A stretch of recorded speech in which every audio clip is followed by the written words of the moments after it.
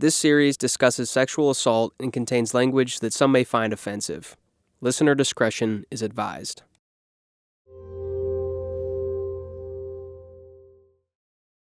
When a lab tested DNA in 2005 related to the conviction of Fredrico Lobe, it posed a question that still hasn't been answered.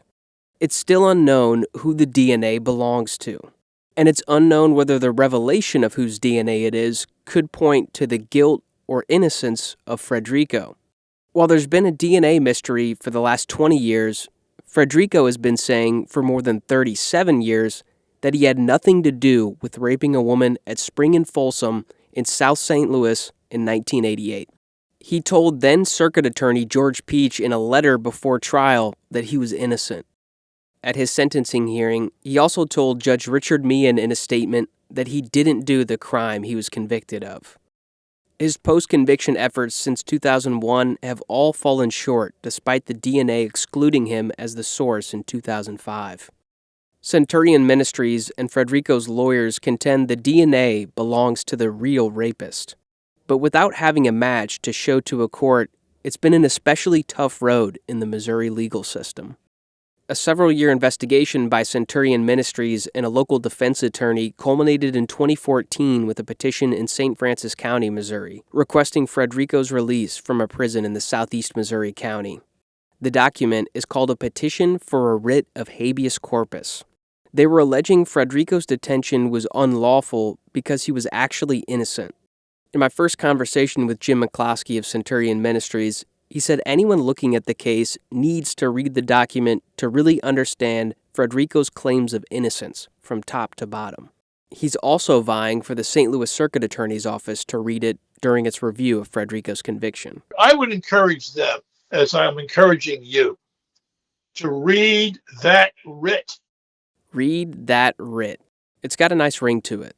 But I wouldn't describe reading the 65-page document as a walk in the park. That's because this case is not straightforward at all. There are contradicting statements from key witnesses. There's a police report with discrepancies on the suspect descriptions. There's evidence the defense claimed not to have seen until decades after the crime. The list goes on. That being said, if there's one document that explains every claim Fredrico has for his innocence, it's that one. The petition not only claims that someone else committed the rape Fredrico is doing time for, it goes as far to name an alternate suspect. This man lived in the same neighborhood where the crime happened. The 2014 petition includes affidavits from people who said this guy and Fredrico very closely resembled each other. One of the affidavits claims that the man said as much himself. People told me as well in interviews that this guy and Fredrico looked a lot alike. There was a big difference in this man's appearance, though, and that was prominent freckles on his face. So when the victim testified in 2007 that the rapist had freckles and that she hated that about his appearance, that they were scary to her, is it possible she was thinking of this man and not Fredrico Lobe?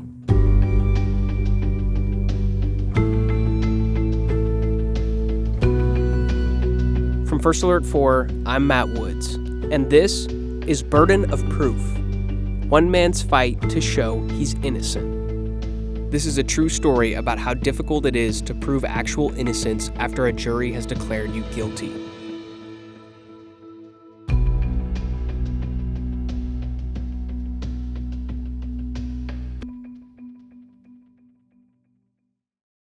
To understand the 2014 petition for habeas corpus, I needed to speak with the attorney who wrote it. I headed to a criminal defense firm in Clayton, just outside of St. Louis. I set up my equipment in the conference room of the office that overlooks other office buildings and apartments in the affluent suburb. And a few minutes later, a man with short gray hair and glasses walked in.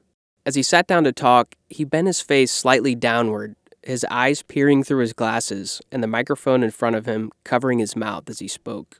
His voice projected through the room in a grizzled tone. Sindel. Okay, that's what I thought. Just wanted to make sure. Like Lindell. Go by Rick, or do you want to go by Richard? Yeah, Rick. I go by Rick. Rick. R-I-C-K? Yeah. Rick Sindel is a longtime criminal defense attorney, and a well-respected one at that.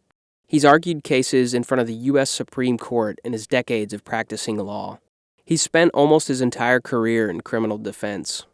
When I spoke with St. Louis Circuit Attorney Gabe Gore, he had high praise for Sindel. He's been a defense attorney for a long time, and I had cases with him back when I was a federal prosecutor in the late 90s, early 2000s. So Mr. Sindel's a very, very well-respected attorney. Sindel has been working on Fredrico's case alongside Centurion Ministries for more than a decade. The efforts to free Fredrico have been exhaustive, but still haven't borne any fruit. This has been a torturous case. Torturous? Yeah. Okay, well, let's explain what you mean by that. Well, it's just been so involved. There's been such a lengthy investigation that we went through. There was over 100-page petition that was filed with a lot of facts and a lot of material that was included, and we really anticipated that we would get some relief, and that hasn't happened yet. It was after a judge denied Fredrico's release based on DNA that Centurion enlisted Sindel's help. It wasn't the first time he worked on an alleged wrongful conviction that Centurion had taken on. He also worked on the case of Ellen Reasanover, who spent 17 years in prison for a murder she didn't commit. The jury came within one vote of imposing the death penalty on Reasanover, but she got sentenced to life in prison instead. Reasanover had nothing to do with the murder and was exonerated in 1999. So Sindel was a familiar face. While New Jersey-based Centurion was taking on the case, Sindel was right here in St. Louis to handle the legal aspects, like filing court documents. While Sindel and McCloskey were reinvestigating the case, somebody told them about this man who also lived in the neighborhood and looked like Fredrico. According to one affidavit, there was a striking physical resemblance between the two around 1988. And so they followed that lead. Here's McCloskey. We just did a complete investigation, found out who his relatives were, who his friends were, visited ex-wife, all kinds of people. And I went into his world and to identify people who knew him, who lived with him, relatives, etc. After looking into him, McCloskey decided he would try to talk to him face to face. Then I decided in 2010 to go knock on his door. That's how I first approached him. Didn't telephone him, just knocked on his door. It was August 9th, 2010, when McCloskey said he showed up unannounced. It wasn't a given that he was going to offer up any information at all. So anyway, I knocked on the door and I told him who I was and what I was doing. I didn't tell him that I suspected him. But I said, we're just interviewing a lot of different people who might be able to help us out in this investigation. We believe Fredrico's innocent, didn't do it. According to McCloskey, the man not only spoke to him, he invited him into his apartment. He was very friendly, non-defensive, very friendly. He had no idea I suspected him, though. He just thought he was another interviewee. McCloskey wrote in a 2014 affidavit that the man had a light complexion and that the numerous freckles on his face were apparent. And as they were speaking in the man's apartment that August day 15 years ago, McCloskey said the man talked about how much he and Fredrico Lobe looked alike. He said people in the neighborhood thought we looked exactly alike. You would think we were twin brothers, he said. He was very, very light-skinned. Very light-skinned. And full of freckles. So this light-skinned man with a face of freckles had admitted himself that he resembled Fredrico enough to pass as his brother. And he was telling that to the person reinvestigating the case on behalf of Fredrico and trying to prove that Fredrico was innocent. McCloskey ended up going back to his apartment months later. This time, Sindel was with him. Rick and I came back again because I wanted Rick to meet him. And Rick sat in the car, parked right out front. I knocked on the door. And my recollection is at that point in time, I don't know how many months later it was, he saw Rick sitting out in the car. He said, wait a minute, that's a lawyer. I don't want to talk to you guys. So that was the end of that. He didn't want to talk the second time around. And so you never talked to him again after that point? No. They weren't going to get anything else out of him. McCloskey said they would have asked him for a voluntary sample of his DNA, but the man shut down the second time around. That avenue was closed. Sindel told me they looked for other ways to get his DNA. I did do a trash search and around his house to see if I could locate sources for DNA, because we believe that his DNA may very well be the DNA that was on the underwear. Really? So you tried to find Yeah, he was in source of- jail at one point in time, and I was going to see if we could get his DNA from his jail stay, but when I found out he was in jail, I went there, and that very day he'd been released. So when I went to the workhouse to see if I could get a DNA sample, he was gone. The Workhouse is a former St. Louis jail in the city's North Riverfront neighborhood. It closed in 2021. And how would that work? Let's say you did find his trash or something. What would you actually do with it? Well, we would submit it to the experts on the DNA that we had retained and have them examine it and see whether or not there was a match between the biological material that was found in her underpants and this individual's DNA. Mm-hmm. So you would have tried to send that to this private lab that was previously contracted and had this unknown profile to see if something like a water bottle or something like that, if they could generate a profile and see if it was a match? Yes, that was the idea. That was the goal. Reliogene Labs in New Orleans had already generated a profile from the vaginal swab and underwear of the victim. If they had a sample from this other man, they could compare his profile to the unknown profile they already had. But because they weren't able to get a sample from him, it hampered their efforts to either include or exclude him. This other man that McCloskey interviewed has never been arrested or charged in relation to the May 1988 rape near Spring and Folsom. For that reason, I'm not going to name him in this story. But Centurion suspected him, in part, because of the close physical resemblance to Fredrico and the fact that he also lived right in the area where the rape happened. They knew the victim's 2007 testimony of the rapist having freckles that scared her didn't match Fredrico's physical appearance. And then they found the man who lived in the same neighborhood, was the same age as Fredrico, apparently looked like him, but also had prominent freckles. Fredrico told me he and the other guy knew each other since they were kids. They weren't friends, but they went to the same summer camp. His mother and my mother, they were friends of the Good Neighbors Association back in the day. When I talked to people who knew Fredrico and knew of the other man, they thought it was possible the identification of the rapist was a mix-up. And Fred don't have no freckles. If you get any pictures of him, he don't have no freckles. But if she say Fred had freckles, we know who the fuck that was. They kept talking about Fredrico having freckles all over his face. And I said, well, the only person I know of on the south side that has freckles on his face is a guy named... All of us know who that was. That's the only motherfucker in the neighborhood that's black that's got freckles. And the other guy was pretty light-skinned as He well. looked just like Fred. He was a redder, you know. See, like, Fred may look that color, but he was a redder little dude with freckles. That's Tony Atkins, a close friend of Fredrico's. When I interviewed him at his house, he talked at length about this other guy in the neighborhood that they knew of. He couldn't recall his name, but said he remembered how he looked like Fredrico. Their hair color wasn't exactly the same, and the other guy had the freckles. Atkins said the cops should have known Fredrico doesn't have freckles, considering they had arrested him several times. And the police that did that to Fred know Fred don't have freckles. You done beat his ass too many times. You done locked him up too many times. You go look at the mug shots. He don't have freckles. But this motherfucker here got freckles. You see the difference. And they didn't give a fuck. I bet you they didn't give a fuck if Fred got convicted or got away with it. I'm gonna get you.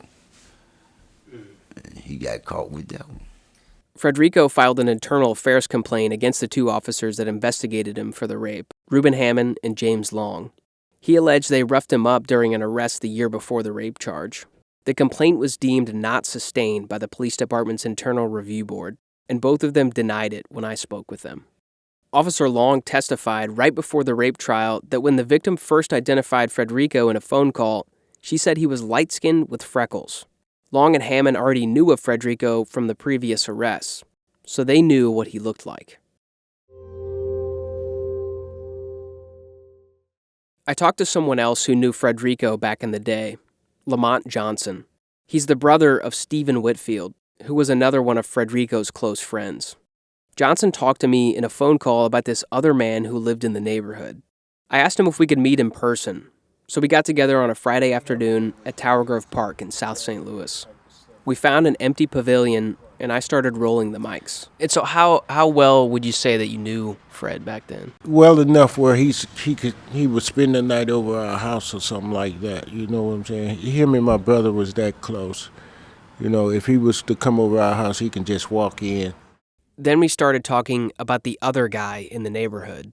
And this other guy who you're saying resembled Fred a lot back in the day, right around the same age, lived in the neighborhood. Yeah, they could have been twins. Really? To me. Yeah, they could have been twins. They look that much alike. That much alike to me. Johnson said he used to see this other guy because he lived next to a relative's house. He stayed like in the building right next to where my son's grandmother lived, and that's where my son stayed. I would be there a lot, and I seen him coming in and out of the house. And I think I even told my son's mother one time he looked like Fredrico. Johnson, like everyone else I've talked to who knows Fredrico, believes Fredrico was wrongfully convicted of the rape. Has anything ever happened that made you think he did do it? No. I couldn't see it. So you think that it could have been a mix-up, that it could have been this guy? I believe so. Because the way this guy used to carry himself, and then the way he be out at night, he always going through the alleyways and stuff like that. So it didn't sit right with me. Like going through the alleyways? Yeah, he instead of walking through the street, he would go up an alley at night, you know, and that didn't sit right with me. And then the way he be looking at females and stuff, it was kind of creepy. Court documents show the man was charged with violating an order of protection against his ex-wife twice in 2004. The ex-wife had obtained a restraining order against him. The petition for habeas corpus alleges the ex-wife, as well as a friend of hers, described the man as violent and abusive. After hearing about this man from several people, I decided to go looking for him myself. It's been 15 years since McCloskey talked to him at his St. Louis apartment, but I figured there was a good chance he still lived in the area, so I started looking for potential addresses and phone numbers. I was able to glean from court records that his most likely address was the same as it was in 2010, which appeared to be the last time someone has spoken to him about the Fredrico Lobe case. But then I found an eviction filing against him from about 6 years ago for that address. The other addresses that showed up looked like a long shot as well. The records I saw from the 2000s on all associated him with the first address. But I went ahead and knocked on the doors of both apartments in the St. Louis area just to see. And at both places, no one answered the door. The first apartment had one mailbox for both units. There was a sticker with a name on it, but it wasn't this guy's. The second place had a mailbox for each unit, and again, none of the names were this guy. There were several phone numbers that popped up when I looked for this guy, so I started calling around. The number you have reached is not in service. This is a recording. I got hit with a disconnected line 3 times. Another number actually rang. But after several minutes, no one picked up. Another potential number rang, but then said there was no voicemail set up. Has not set up voicemail on 3148. I tried the last 2 numbers again, but with no luck. My social media search for him also turned up nothing.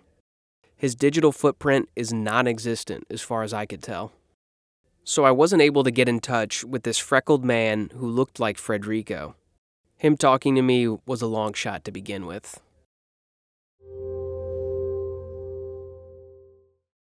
Fredrico's attorney, Sindel, laid out the argument against their proposed alternate suspect in a 2014 court filing. The document claims his resemblance to Fredrico and his prominent freckles make him a viable suspect. His name is included dozens of times in the court document. It lists how close he lived to where the crime happened. It says the 1970 Chevy that he drove around the time of the rape matched the description the victim gave to the police.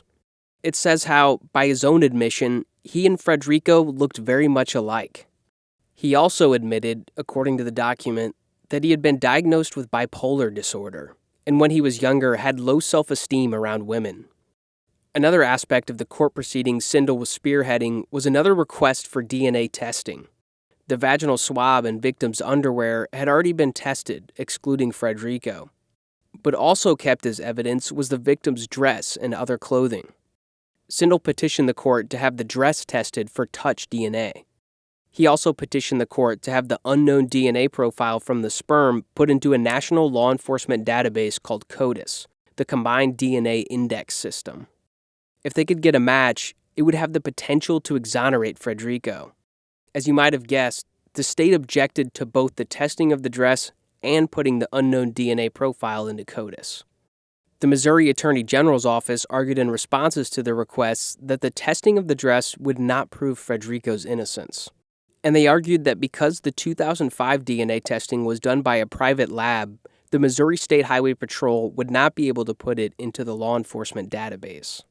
Here's what McCloskey had to say about that. Technicality. If they wanted to get it done, they could have gotten it done. Out of the 71 cases where Centurion has freed someone from prison, he said 12 got cooperation from the state where the person was incarcerated. The other ones, like Fredrico's case, they have to fight tooth and nail. Even though we lay out what we think is a very provocative case and presenting a suspect, they're not going to send it to CODIS. They don't want to find out. They don't want to know. You think it's that simple? I do. Absolutely. I mean, hell, if you were an open-minded person who was really interested in the truth, why not? What's the harm? The Missouri Attorney General's office included in its responses that Fredrico had offered no new evidence to support putting the unknown DNA profile into a national database. But how were they supposed to have new evidence on the unidentified DNA if the state was trying to deny them a path to identify it? Law enforcement are the only ones who can legally access and make submissions to the federal DNA database. So Sindel shot back at the state, attacking them directly. In his next court filing, he compared the state to an ostrich with its head stuck in the sand, and called the Attorney General's office cronies. I actually printed out the last page of that document and had Sindel read it himself. The state is more interested in preserving a conviction than discovering the truth. The ostrich, with its head deeply ensconced in the sand of its own making, willfully and maliciously denied petitioner access to this database, which could provide new evidence regarding the unidentified DNA evidence. Respondent and his cronies continued to deny an entirely reasonable request because they are not interested in justice or innocence, just preservation of a jaundiced verdict. Those are pretty heavy accusations. They are.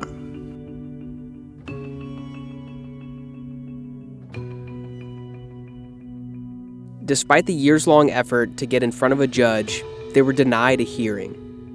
They were denied additional DNA testing for the dress. And they were denied an exoneration. What would you have been able to present at that hearing that you think pointed to Fredrico's innocence? Well, I think we would have been able to show that her identification of him as the perpetrator was flawed. We would be able to show that the investigation was flawed. We would be able to show that we had done everything we could think of to try to establish whether or not Fredrico's DNA was either on the dress or on the underpants, and the conclusion was that it wasn't in either place. We would have presented that and hopefully been able to convince a court that they got the wrong guy. St. Francis County Circuit Judge Sean McCarver wrote in his 2016 ruling on Fredrico's petition that the alternate suspect allegation was nothing more than conjecture. Judge McCarver also made note that Fredrico's lawyers had not obtained a confession from the man they suspected. You make your own judgment on that. We disagree. It was far more substantial than conjecture. I believe he had mentioned, he didn't confess to it. Like that was the bar that it seemed like he was looking for. It's a pretty high bar, don't you think? to confess to a rape, subjecting you to a life sentence in prison? Why would anybody expect him to confess to this crime? The state succeeded in preserving its conviction of Fredrico Lobe. Now, he has one last shot at proving his innocence to a court. The St. Louis Circuit Attorney's Office currently has the case under review. That office has the legal authority to petition a court for someone's release based on a claim of actual innocence. On our last episode of the series, could Fredrico finally meet his burden of proof?